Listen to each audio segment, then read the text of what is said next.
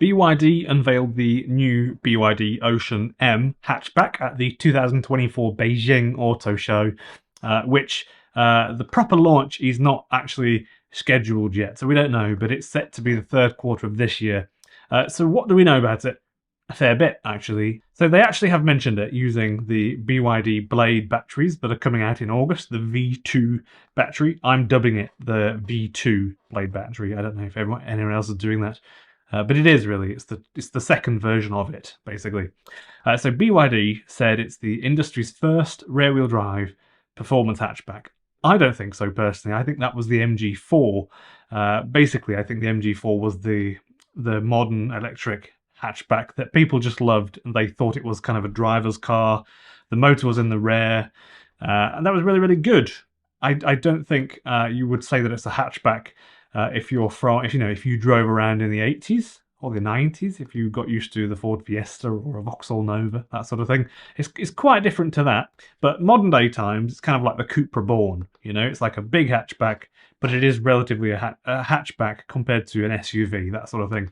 It's built on a new platform that BYD have come up with, and it's also got the cell to battery, or C2B battery design, which basically is kind of like the common sense, the best way to build a battery. You get the battery cells, you put it all into a metal shell, bolt that into the car, and effectively that shell and those bolts make part of the structure of the car, and they give it some rigidity. Nothing that clever, but manufacturers, especially BYD, like to play on that fact. But it is nevertheless a good thing anyway. The V2 battery has roughly 27 to 30% more energy density in it. It's absolutely going to have a decent range, this car, so I would expect something like 400 or 500 kilometers of actual real-world driving, not CLTC, for example. I get the impression as well that it's for the niche market, not necessarily the mass market, which I think is a bit of a shame, obviously. I prefer affordable cars for the masses, doctors, nurses, teachers, people that work in Tesco or Coles or Woolworths, things like that, or Target. These people still want cars that aren't a brand new Tesla for $80,000, and I think that at the minute, right now, the governments just can't really be bothered to incentivize or suggest to make it easier for companies to bring cheaper EVs, Like in China, they've got like the Mini, the Panda Mini, they've got the BYD Seagull, they've got actually quite a ton of cars that are really, really cheap, like Honda Jazz type of cheap, or Honda Fit in the US. We just don't have them yet, but we know we could have them. We just don't have them yet. So this is one reason I don't really talk much about the Cybertruck. It's a little bit crazy, not really good for the masses, and serves no real purpose for society. It's not really something you're going to see casually on a farm, for example, as a farmer's ute, or that's kind of why I've given it some light. I talk about it, but not too much. It doesn't really help many people, but I think, of course, we can have things like that in society, but it doesn't have to have a huge purpose for the masses. But that's just my preference, especially at a time like this in 2024. The world is incredibly harsh for so many people. Disparity is insane. Tons of poor people, a few rich people. One thing I like that is on it is traffic jam assist, which is not overly advanced, of course, in 2024. But that's quite nice to have, I think, when you live in a city or near a city, or even now. I haven't been in the UK for a few years, and I've come back to the UK for a couple of weeks. And even though I'm not in a city, I'm quite rural. It's quite busy, actually. It's actually much more busy than I remember 5-10 years ago. I really hated when I lived in Brisbane, where I lived before. Super, super busy. Every time you left the house, it was 3 or 4 lane traffic. Insanely busy. It's not funny. So for me, that would be fantastic. I'd love a thing like that. A really basic traffic, not necessarily full assistance. Don't drive me car for me. I don't want you to do that. I just want you to do the slow bit, That's awful, and I'll just observe.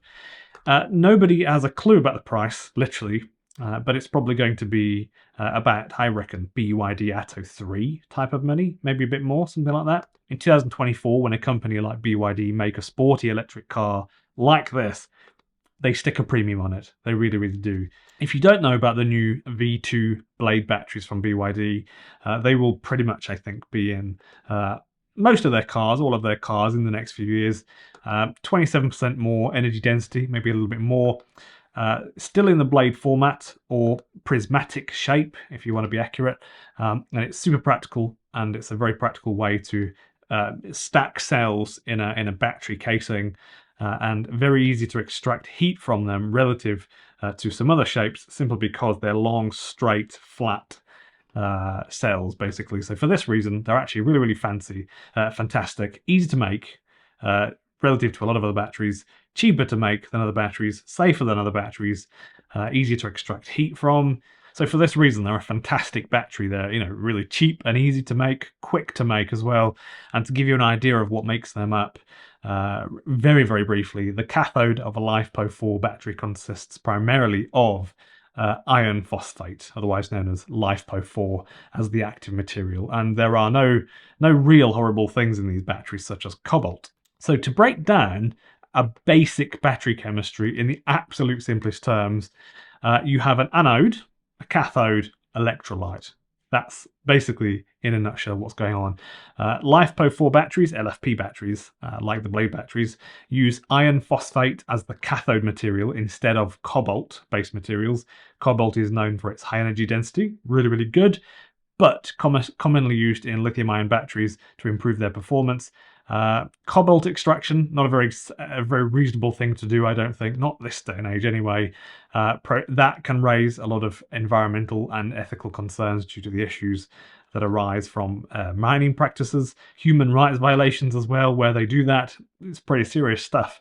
And environmental pollution, it is pretty bad, especially when you don't really need to do it. We don't, in 2024, we definitely don't need to be doing that for car batteries anymore. We don't really need to do that.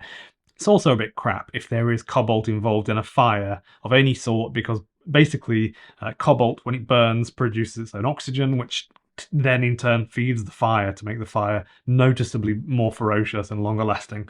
The anode of a LiFePO4 battery typically consists of either a carbon-based material such as graphite or carbon black, so you can Google those two things.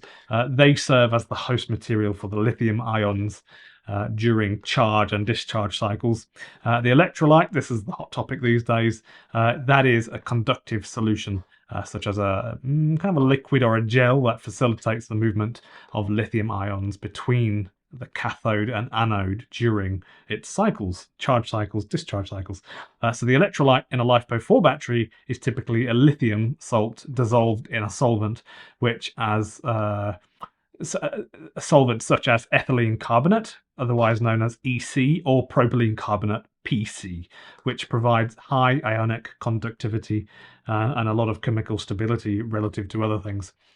I'm not a battery chemist. Please forgive me if I've explained that not very well, or if I got a small bit wrong. I try my hardest not to, though.